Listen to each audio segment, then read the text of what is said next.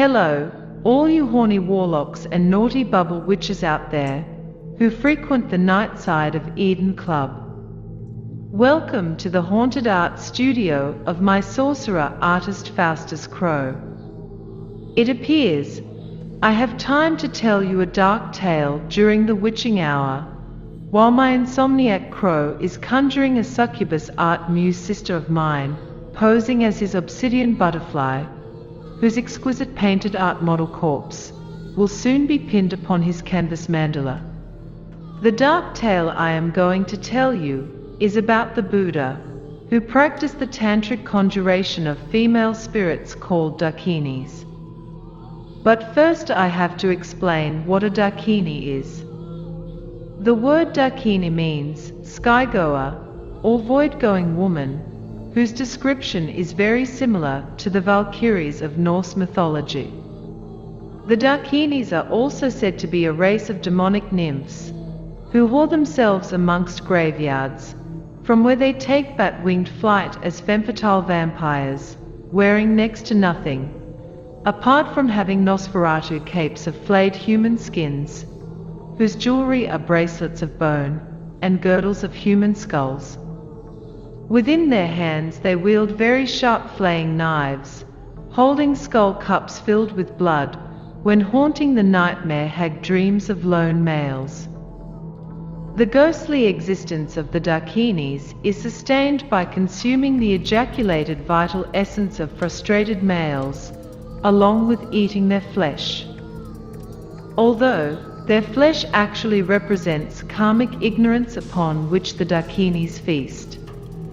In Hindu Tantric literature, the Dakinis are also wish-fulfilling female genies who reside within the 7 planetary sphere chakras as their grimoire genie lamps. Meanwhile, in Nepalese and Tibetan Buddhism, the Dakinis, who are also known as wisdom Dakinis, can refer to fierce-looking female embodiments of enlightened energy, manifesting within erotic visions and wet dreams, as well as referring to physical women who are met upon a synchronicity, whom correspond with the inner conjuration of the Dakinis. In certain passages found in Hindu literature, the Dakinis are often depicted as flesh-eating witches in the retinue of the goddess Kali, who are of similarity to the underworld nymphs, called Lampades, whom follow the ancient Greek goddess Hecate. Should you look into Sumerian and Babylonian mythology, you will find the succubus daughters of Lilith, who are called Lilitu.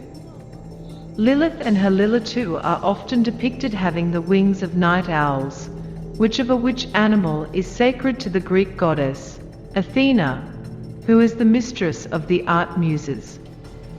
The Lilitu and the art muses are none too dissimilar to the Dakinis, who inspire erotic visions.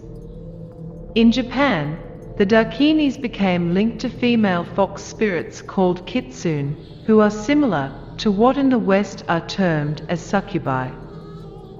Anyway, the incident concerning the Buddha conjuring the Dakinis is recorded in the great Guhya Samaja Tantra, which is one of the most important scriptures of Tantric Buddhism. Now, to my dark tale to tell. Long ago, in ancient India, the Buddha was seated beneath a large sprawling, Bodhi tree, upon a jagged hill, which was close to the banks of a raging river. In the misty distance a haunted forest loomed, as a shadowy enclave of predatory beasts on the other side of the river. The Buddha was unconcerned about the forest creatures hungrily seeing him as potential food, who relentlessly fought and fleet each other, since he was deeply absorbed in meditation, hence he was not perturbed by the repeating cries of their base fucking. He himself had been without sustenance for a long time, due to him practicing the austerities of yoga, which made his starving body become near skeletal at the midst of his magic circle. Though physically weakened, his disciplined mind became at one with the unforgiving 4 elements, which relentlessly tore at the flesh of his racked body. Then the Buddha experiences his sought-for, fifth element, of a goal, when his meditation gives way to a deep trance state of being consciously aware between waking and sleeping. He then moved his right hand toward the earth and touches it, which of an earth-touching position enabled him to reduce his food intake to just a single grain of rice a day. His dry lips move slightly, uttering a spell of a mantra. At the very moment he touches the earth, a beautiful, young, yellow-colored ghostly woman arises from out of his triangle of art imagination. The conjured vision of the woman appears from out of the depths of the haunted forest, bearing a small bowl of milk curds. As the milkmaid floats across the river towards the bank, she seductively sways her hips, when drawing ever closer to where the Buddha is seated in the lotus position. He realizes the ghostly milkmaid is a Dakini, who takes on an extremely sexually attractive physical form at every step. The Buddha looks upon the manifested reality of the Dakini and accepts the offering she places at his feet. His chest becomes filled with loving radiance towards her. The Buddha then proceeds to make 4 other mystic gestures with his hands. As each gesture is completed, a beautiful young Dakini appears, each of a different vibrational skin color, whose cosmic sounds reverberate throughout the universe of the waking dream. The ravishingly beautiful yellow-colored skinned milkmaid then proceeds to speak to him. My name is Mamki, the essence of the earth element. I represent the vegetative invertebrate circuit, which is otherwise called the oral biosurvival circuit. I come from the south, but my real home is India. I am but an orphan. Save me with your passionate love. O great being, make hard love to me now, so that I may live, and you may achieve your goal of awakening me as your neurosomatic circuit, so that I may bestow upon you untold raptures. When I am sexually activated by your love within a lucid dream, a non-conceptual feeling of well-being will arise within you.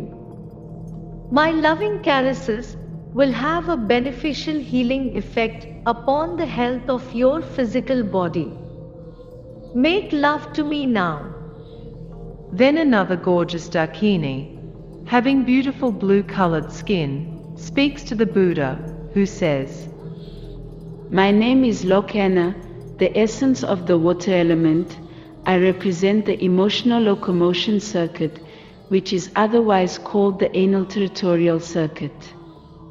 I come from the east, but my real home is Africa. I am but an orphan. Save me with your passionate love. O embodiment of spiritual law, come close and make fluid love with me now, so that I may live and you may achieve your goal of awakening me as your neuroelectric meta-programming circuit. When I am sexually activated by your love within a lucid dream, your imagination will become empowered manifold, which is the power of magic, manifesting as the phenomena of associative synchronicity. Make love to me now. The Buddha then hears a third sexually attractive Dakini, having sensuous red-colored skin, who proceeds to say, My name is Pandara, the essence of the fire element. I represent the laryngeal manual symbolic circuit, which is sometimes called the semantic time-binding circuit. I come from the west, but my real home is in the land of the midnight sun. I am but an orphan. Save me with your passionate love. O completely good one, make expansive, fiery love with me now, so that I may live and you may achieve your goal of awakening me as your neurogenetic circuit of morphogenetic revelations. When I am sexually activated within a lucid dream, I will reveal your connection with the whole sweep of evolution and life as a whole. Those who achieve this mutation of consciousness will experientially speak of past lives, reincarnation, eternal recurrence and immortality. Make love to me now. A fourth most beautiful Dakini, having sensuously gorgeous greenish-colored skin, speaks to the Buddha, saying, My name is Terra, the essence of the air element. I represent the socio-sexual domestication circuit, which is also called the socio-sexual circuit. I come from the north, but my real home is China. I am but an orphan. Save me with your passionate love. O compassionate one, make all-encompassing love with me now, so that I may live and you may achieve your goal of awakening me as your non-local quantum circuit of neuroatomic metaphysiology. When I am sexually activated within a lucid dream, your disembodied non-local awareness will become aware of quantum consciousness, which is beyond the ordinary space-time awareness that is limited by the matrix speed of light. I bestow sublime illumination. Make love to me now. Lastly, a ravishingly beautiful Dakini, having snow-white skin, is heard by the Buddha, who says, My name is Ishvari, the essence of the space element. I am your Shakti, alchemists otherwise call the Anima Mundi, world soul. As a quintessential archetype of the feminine, I reside within your male psyche. All female forms stem from me, within your erotic visions and lucid dreams. I come from the original center, the quantum origin of the informational dreaming reality, which is symbolized as the womb of the multiverse. Wherefore I am its female interface of a Vesica Pisces stargate, hence my silver star abode is at the peak of Mount Meru. I am but an orphan. Save me with your passionate love.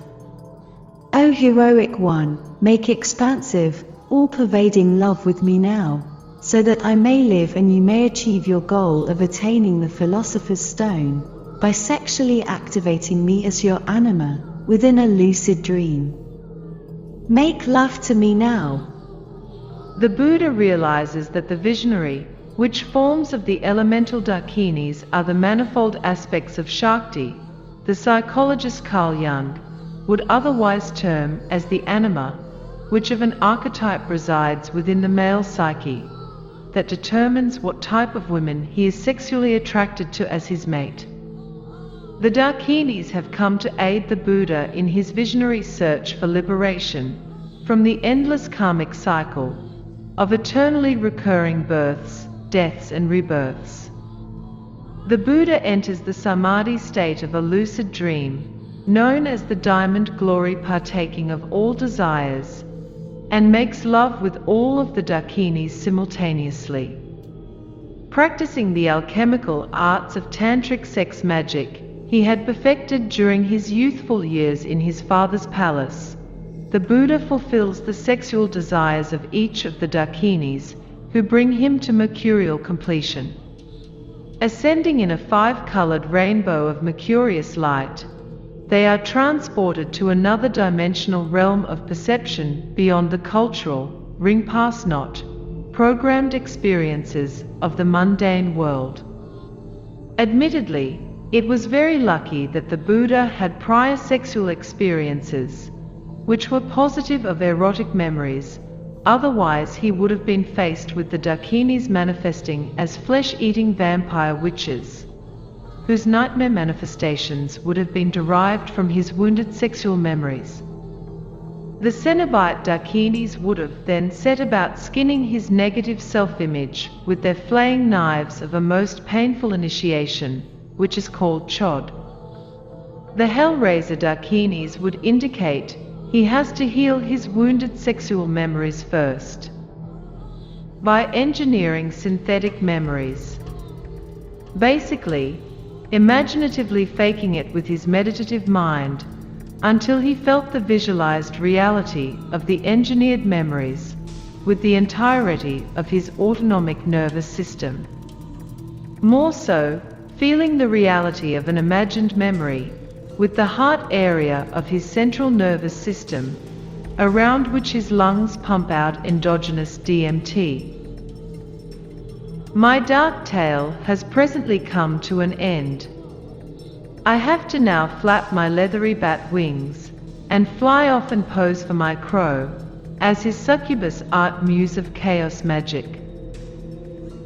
Bye for now. May your Necronomicon lucid dreams be tantric dark of a seventh seal, Buddha revelation.